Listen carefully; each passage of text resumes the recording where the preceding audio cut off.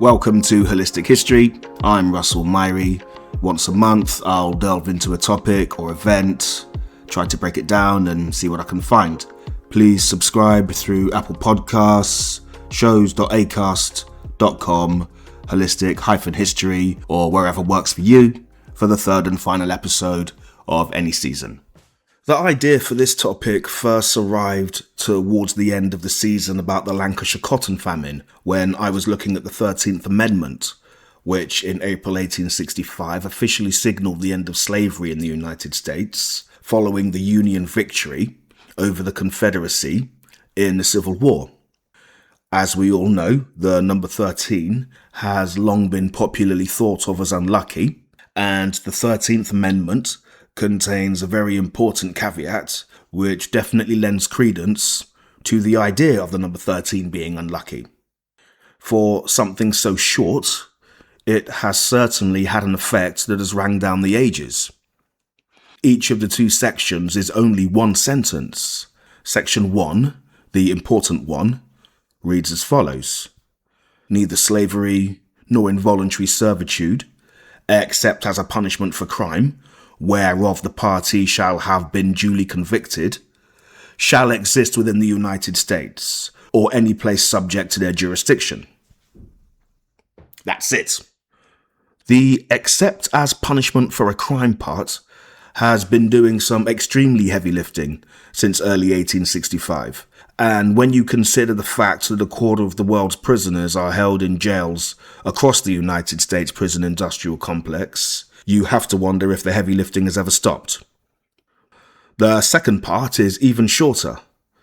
Congress shall have power to enforce this article by appropriate legislation.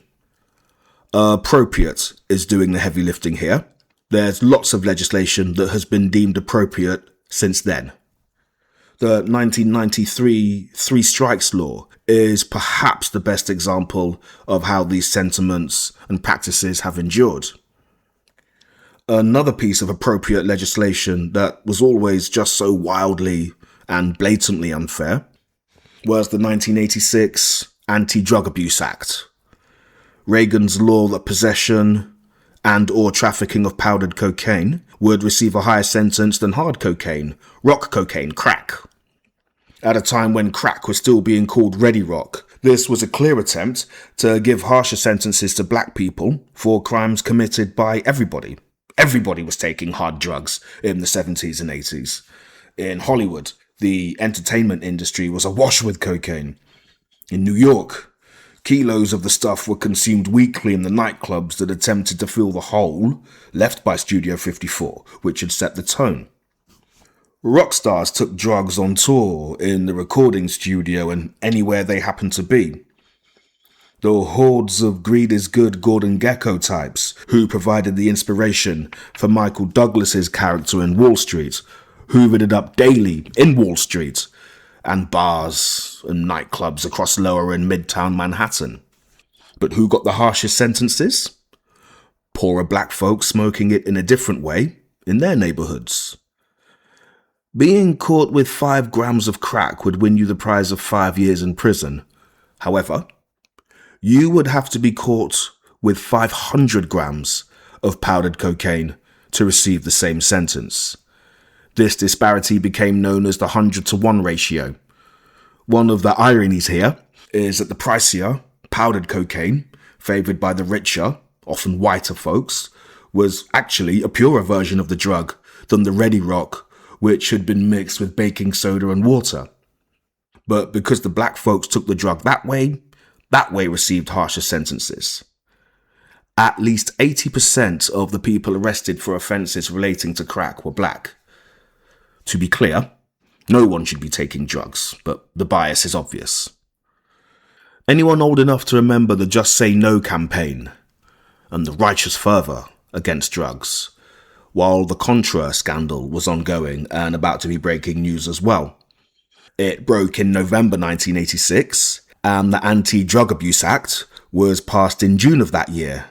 They could be forgiven for exhaling deeply at the hypocrisy before getting on with their day. Also, I bet any British person who can remember those days is singing the Grange Hill song of the same name in their head now. I'm picturing Zamo and the rest of the cast of the White House. The more immediate effect of the 13th Amendment as the 19th century came to a close was that it led to convict leasing, which in turn spawned the chain gangs and debt peonage, all the different ways in which free black labour made money for everyone, but the actual black people. These systems existed alongside sharecropping, which exploited black labour by trapping black people in contracts that created conditions very closely resembling slavery. What was convict leasing? It's one of those things that even though you might assume it's really, really bad, it's a lot worse than those very low expectations. Essentially, it allowed the pre-slavery economic situation to continue. Local authorities and the private individuals who owned land were able to use the forced free labour of black people to make money and build the generational wealth that is enjoyed to this day. It did happen in the North, but the South was a lot more enthusiastic, and it became part of the fabric of everyday life there. The main similarity to slavery is that it was administered and overseen by the state, who made huge profits post-Civil War, when the economic outlook for them was very grim. Even though the businesses and individuals who profited would have had to pay the states for the convicts, they wouldn't have had to pay them the going rate or anything close to what the labour was worth. It still allowed for profits far above and beyond those fair labour practices would have produced. Consider for a second how they wouldn't have liked even doing that, even paying the little bit they had to. They would have strongly preferred to just go back to the days when black people worked for free, and they didn't have to bother with local officials who would facilitate everything and who also, no doubt, took their cut. While there were poor white folks caught up in this mess, class is always an extremely important factor with these issues. The vast majority were of course black. I wish those former slaves and poor whites could have united and approached the situation together. They might have been able, given time, to do something about it, and they may have found a way to live better lives. It might sound very kumbaya, but they'd have had more chance together than they did when the powers that be were able to separate them and play them off against each other. That being said, it's important to note that many of the authority figures in charge of the convicts would do their best to preserve racial hierarchies and treat white workers more leniently. It's also worth noting that while social mobility was almost non-existent, it was a possibility for white people. Some poor white people did become rich in various ways, with opportunities that, while scarce, simply weren't available to black people. Obviously, most of these opportunities involved exploiting black labour and copying the same techniques that had held them down. In an 1893 article headlined "The Convict Lease System," one article out of many in a pamphlet called "The Reason Why the Coloured American is Not in the World's Columbian Exposition: The Afro-Americans' Contribution to Columbian Literature," a pamphlet which bemoaned the lack of black involvement in the Chicago Fair of that year, except the black people in the human zoos, that is. The great Ida B. Wells starts by saying, "The convict lease system and lynch law are twin infamies which flourish hand in hand in many of the United States." She rightly identifies convict leasing as a form of violence akin to lynching. It prolonged a state of affairs whereby black people had no rights that white people were bound to respect, to echo the 1857 Supreme Court Dred Scott decision. She continues, "They are the two great outgrowths and results of the class legislation under which our people suffer today. Alabama, Arkansas, Florida, Georgia, Kentucky, Louisiana, Mississippi, Nebraska, North Carolina, South Carolina, Tennessee, and Washington claim to be too poor to maintain state convicts within prison walls. Hence the convicts are leased out to work for railway contractors, mining companies, and those who farm large plantations. These companies assume charge of the convicts, work them as cheap labour, and pay the states a handsome revenue for their labour. 9/10 of these convicts are Negroes. She scoffs at the excuses made and accepted that attempt to justify the commonplace practice. It is argued that it would cost large sums of money to build penitentiaries in which to confine and work the prisoners, as is done in the northern states, while the lease system brings the state a revenue and relieves it of the cost of building and maintaining prisons. The fact that the convicts' labour is in this way brought into direct competition with free labour does not seem to be taken into account. The contractors who get these labourers for 30 or 40 cents per day can drive out of the market the man who employs free labour at $1 a day. The cruelty was very much the point. It wasn't until 1931 when whipping was outlawed. Convict leasing itself wasn't stopped, in that form at least, until 1941, and it took FDR, the only 3-term president so far, to be at the very height of his powers to be able to stop it, to be able to placate in some ways, but then ultimately fend off the South. It also took the fact that in 1941, America was finally about to become involved in World War II, which had been ongoing for just over 2 years. Attorney General Francis Biddle's circular number 3591 was passed on December 12, 1941, just 5 days after Pearl Harbor. If Pearl Harbor doesn't happen, this surely has to be one of the biggest news stories domestically. Convict leasing had kept the South, if not happy, then less angry and resentful at the fact that they lost the Civil War and that the Confederate States of America will never be a thing, and that their way of life, which they revered so much, is abhorred and hated by so many other humans, not just in your country, but around the world. That its effective outlawing could be seen as a disruptive influence for the whole country. It certainly constituted a significant change to Southern life.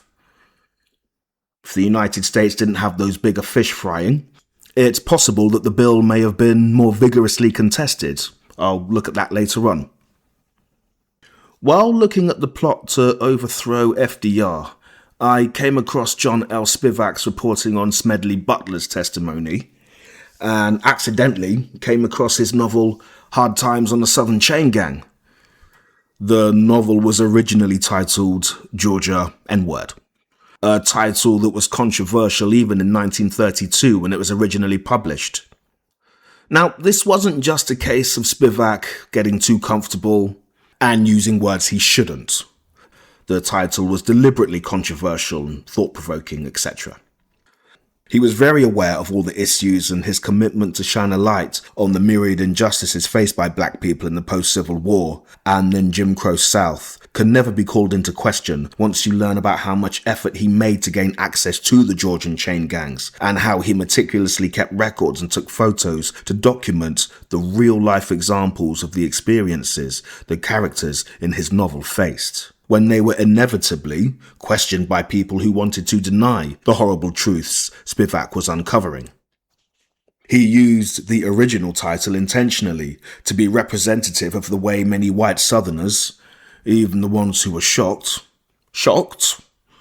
by what his research revealed, the way they thought of and saw and described black people, the way the dehumanization was entrenched over so many generations. Contemporary black opinions were mixed. Later on, I'll take a look at how the NAACP's Walter White championed his work and was involved from the early stages of research. Other contemporary black reviewers praised the work as a whole, but didn't like the title, and felt Spivak occasionally wrote with an air of superiority. Opinions vary. Spivak chose Georgia, but the conditions could be found across the American South.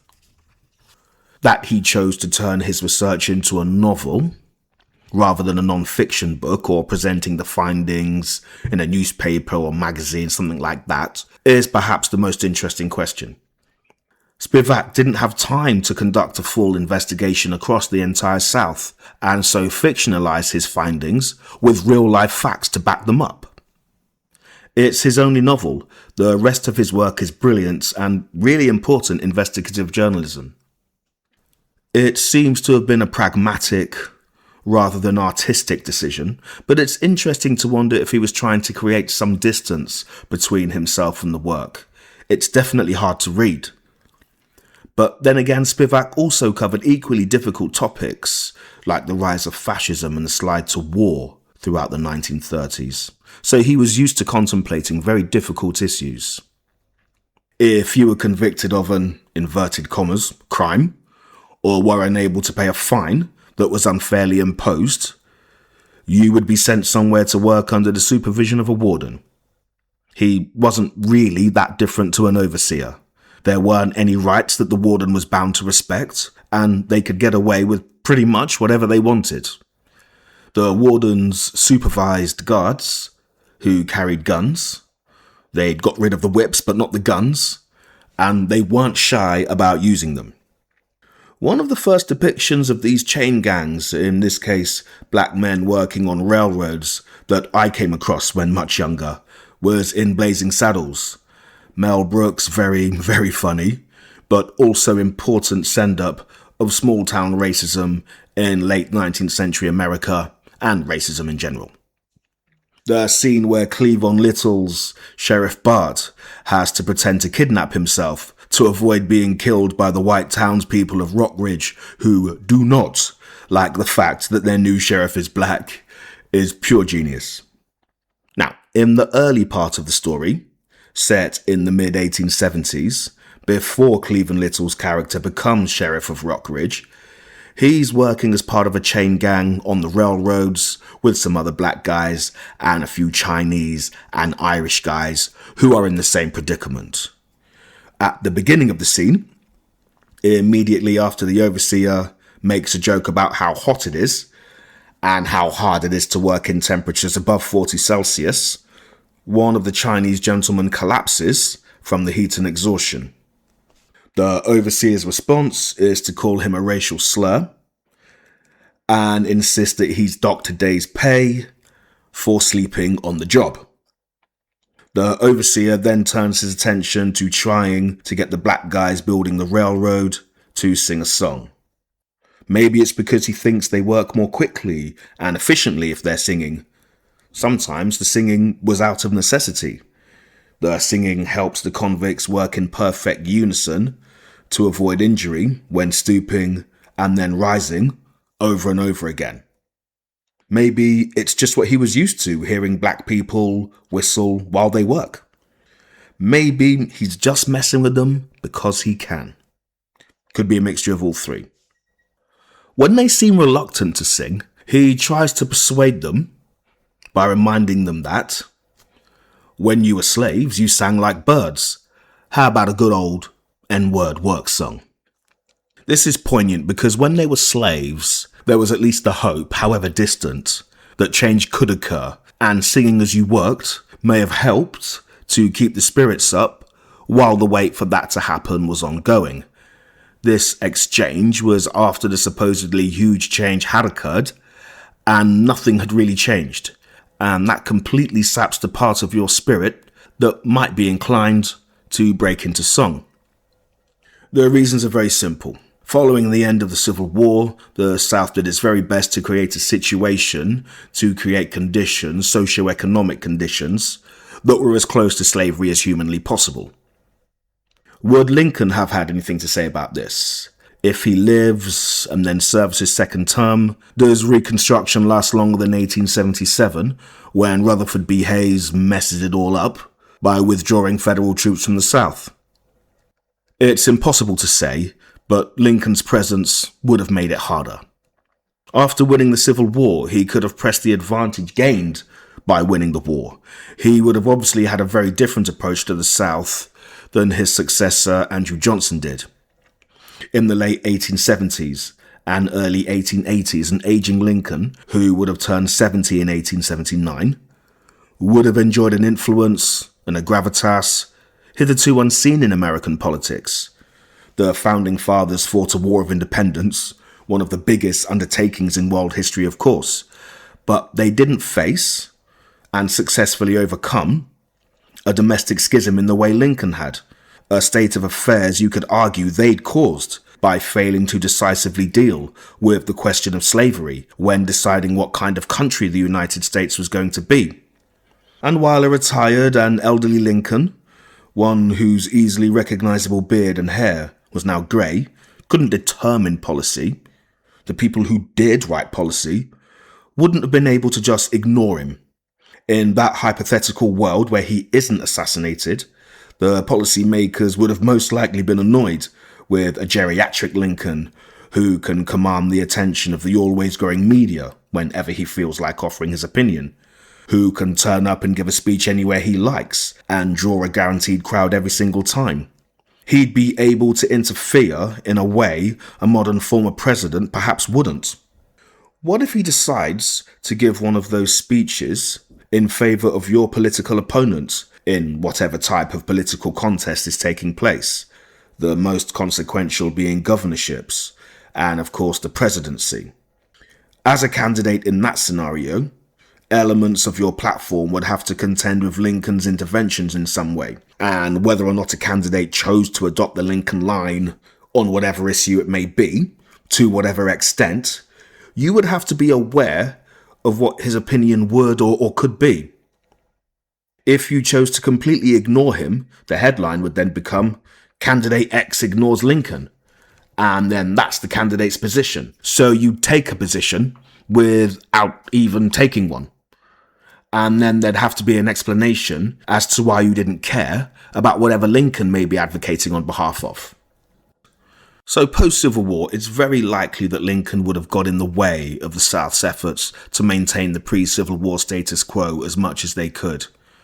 After the Emancipation Proclamation of 1863 freed the slaves in the South, his resolve hardened, and he felt it was safer politically to make slavery the main focus of the remaining 2 years of the Civil War. Of course, if you were a black person, free or not, or one of the many committed abolitionists that had, of course, always been the main point. The idea of states' rights was only relevant when you considered that the main right in question was whether or not some states, in this case the 11 or 13, if you count Kentucky and Missouri in the South, if they would be able to continue to have slavery as part of their world. As mentioned in previous episodes, debates about Lincoln's personal feelings about slavery and whether or not his sentiments were personally felt, or whether it was just pragmatic because of all the many and varied reasons slavery was fractious pre-Civil War, does come into this. But post-war, a more emboldened Lincoln would have been way more forceful, more assertive. Unfortunately, his successor, Andrew Johnson, did not really have any moral issues when it came to the question of what America would look like and be like post-Civil War. Whatever you think of Lincoln, Johnson was far less sympathetic, and the version of Reconstruction that did take place occurred in spite of, not because of anything he did. Without Andrew Johnson, black people get the 40 acres and a mule they were promised by General Sherman in what turned out to be Lincoln's last few months as president. It shouldn't really be that surprising that someone so steeped in the Southern tradition pre-Civil War behaved in the way Johnson did, but that doesn't make it any less disappointing. You can understand why Lincoln would pick someone from the South to be his running mate in 1864, to not only try and help foster national unity, but to give the South something to hold on to after the Emancipation Proclamation and the impending loss of the Civil War. And in that hypothetical world where Lincoln lives, it's a good idea politically, because all the major players who hate the post-Civil War changes a Lincoln who lives would implement get to see someone who is sympathetic, someone who shares their view that the government can't interfere with their property, including their human slaves, playing a part in the upper echelons of government. When Lincoln is inevitably accused of not caring about them and, shock horror, treating black people as human beings, he can say words to the effect of, well, that's why I've got Johnson as vice president, so I can have these points of view put to me while formulating policy. And if you expect to get everything you want, Mr. Disgruntled Southerner, it would have been a mister in those days, you're going to have another thing coming. That pre-Civil War outlook informs much of what Andrew Johnson does as president. There were false dawns. The $100,000 bounty he placed on former Confederate President Jefferson Davis when he was still on the lam suggested he was going to be playing hardball with the South.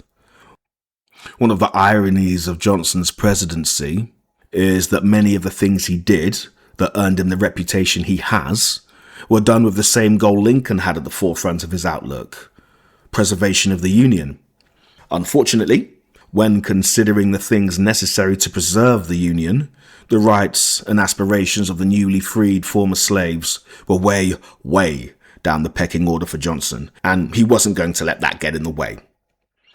If the question of African American civil rights, particularly voting rights, got in the way of the former Confederate states rejoining, then that's just the way it had to be. Whether or not he truly believed it, Johnson was able to avoid making a choice by invoking states' rights. His opposition to two acts in the immediate years following the end of the Civil War told everyone who Johnson really was. His first significant veto of 1866 related to the Freedmen's Bureau Bill, which would have allowed the Freedmen's Bureau to continue beyond its planned end in 1867. The simple task of the Freedmen's Bureau was to help provide the sorely needed and sorely lacking in supply basic necessities needed by the former slaves. It would also do crucial work like teaching black folks to read and write, which of course never happened during slavery. Johnson decided he didn't want that work to continue.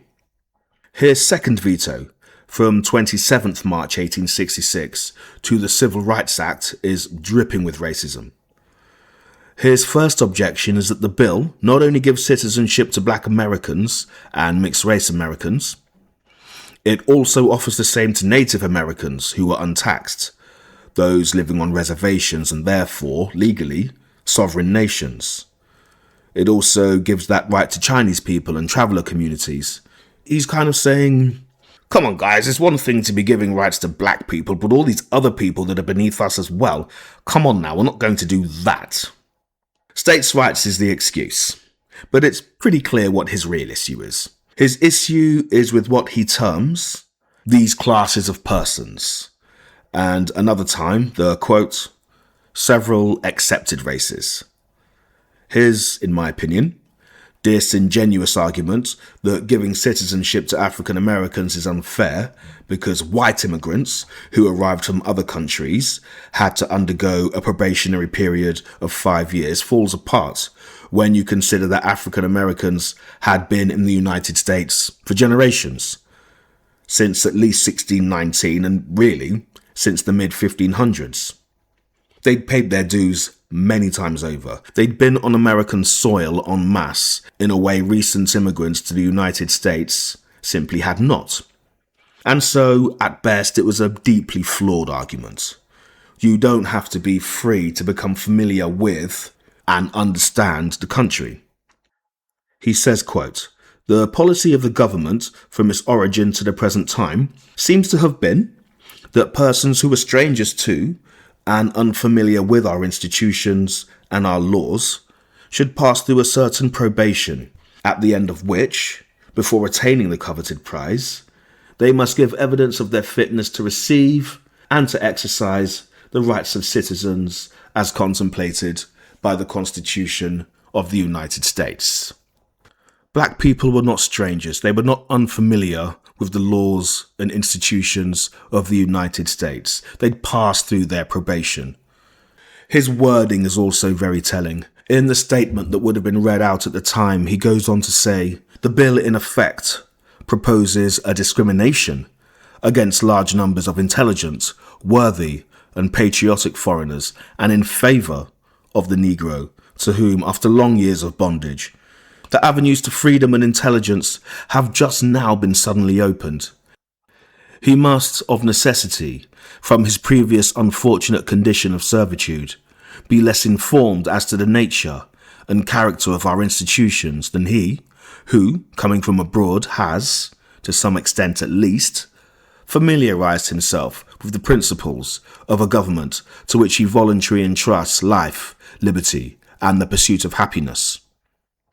Yet it is now proposed, by a single legislative enactment, to confer the rights of citizens upon all persons of African descent born within the extended limits of the United States, while persons of foreign birth who make our land their home must undergo a probation of 5 years and can only then become citizens upon proof that they are of good moral character, attached to the principles of the Constitution of the United States, and well disposed to the good order and happiness of the same.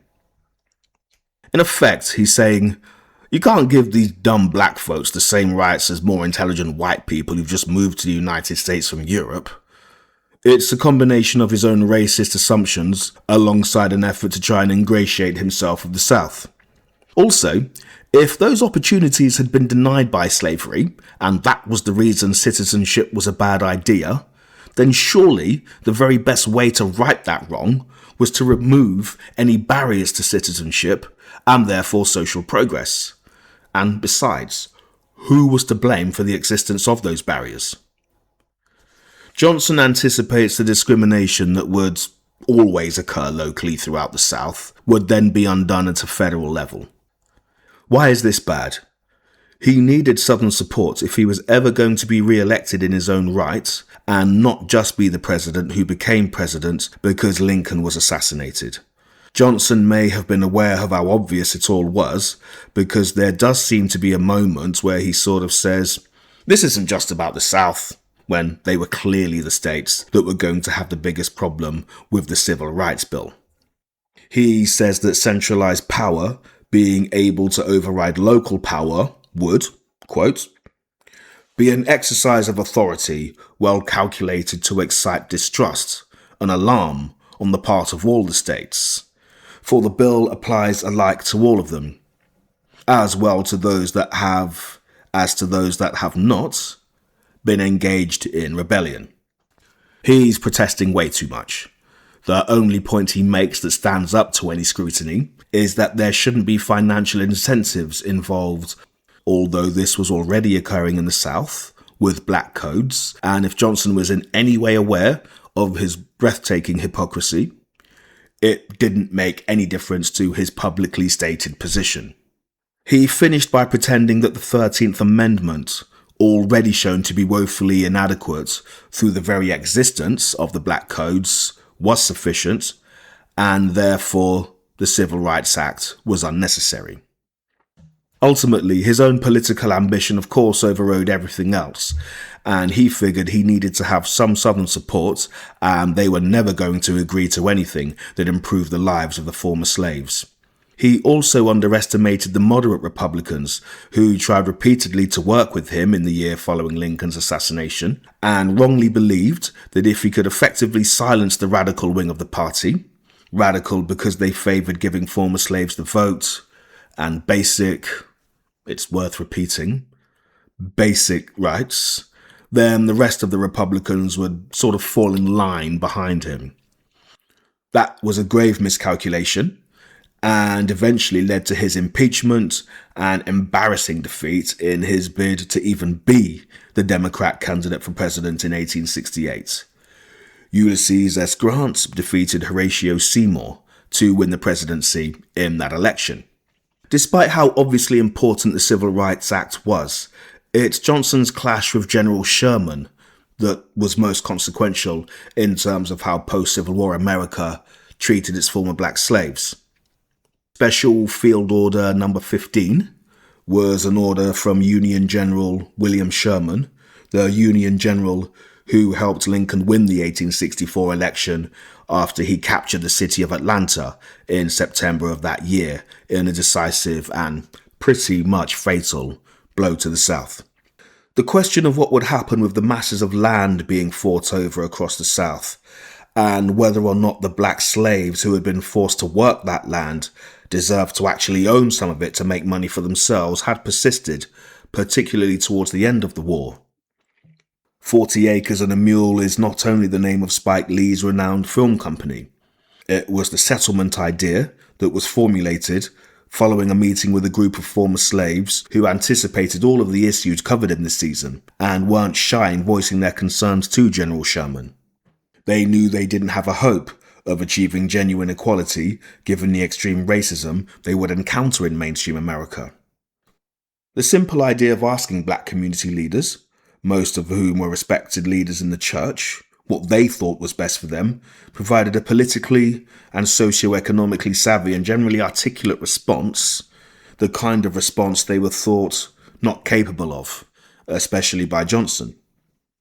On January 16th, 1865, Sherman announced that 400,000 acres of land, stretching roughly from South Carolina to Florida, was to be split into plots of 40 acres each, and they would be owned and worked by the free black Americans. For the fraction of black families that did receive this, mules were often included, but weren't explicitly mentioned as part of that order, although that later did become part of the deal. Sherman was attempting to do something truly great here, but it must be said that his main motivation was solving the issue of the refugees who'd been following him since he took Atlanta. It also provided extra impetus, if it was needed, for black men of fighting age to join the Union Army to help end the Civil War as soon as possible. So, not entirely altruistic motives. Furthermore, once his former mentor, Ulysses S. Grant, became president and made Sherman commanding general of the US Army, his usage of the scorched earth policy against Native Americans in his segment of the wars and the genocide against the indigenous population of North America proved just as effective as it had been when used against the Confederacy. This is just one example that proves how prioritizing the Union rarely meant that the lot of oppressed peoples in the United States was part of the motivation. When the preservation of the Union means you have to help enslaved Africans, okay. But when it means you have to help in the eradication and displacement of the indigenous population of the land you want, that's okay too. Neither make a significant difference to the ultimate goal. What did Johnson do? He reversed the deal and returned most of the land to the former slave-owning families, reinforcing the pre-Civil War disparity and losing the chance for America to practice what it preached.